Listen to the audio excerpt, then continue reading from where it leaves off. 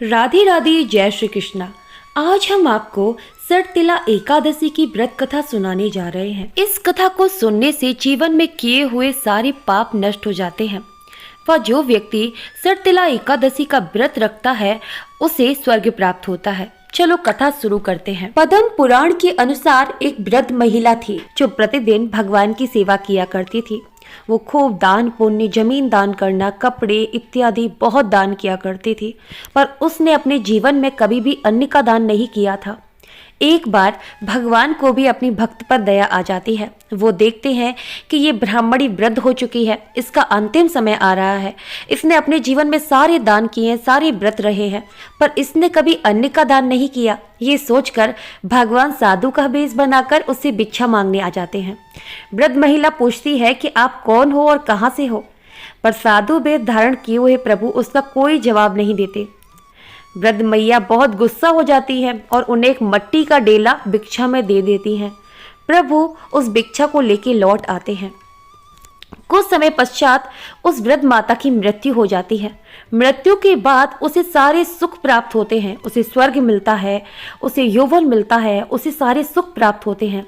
पर जैसे ही वो किसी खाने की वस्तु को छूती है वो मिट्टी की बन जाती है। वो स्वर्ग में रहते हुए भी अपने आप को बहुत खिन्न महसूस कर रही थी, क्योंकि वो चाह कर भी कुछ खा नहीं पा रही थी।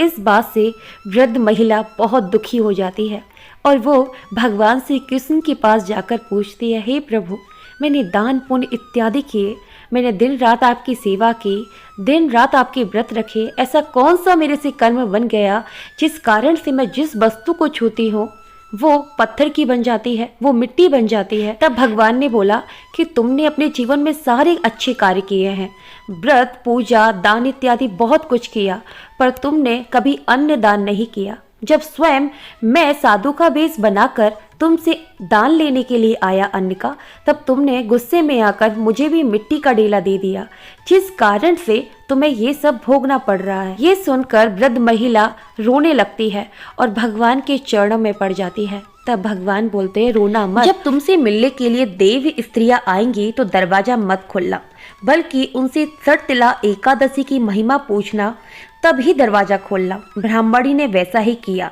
सरतिला एकादशी व्रत के बारे में जाना।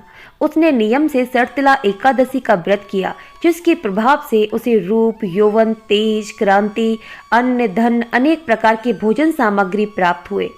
यह व्रत दुर्भाग्य, गरीबी, कलह, कलेश को दूर करने वाला है तथा तिल दान से सभी प्रकार के सुख को देने वाला है। कहा जाता है कि कोई जितने भी अधिक तिल दान करता है उसे उतने अधिक जन्मों तक सुख प्राप्त होता है व प्रभु की कृपा उसके जीवन में बनी रहती है। एकादशी का व्रत तो आप सभी करते होंगे, तो राधे राधे लिखना मत भूलिएगा। जय श्री कृष्णा, जय हरि।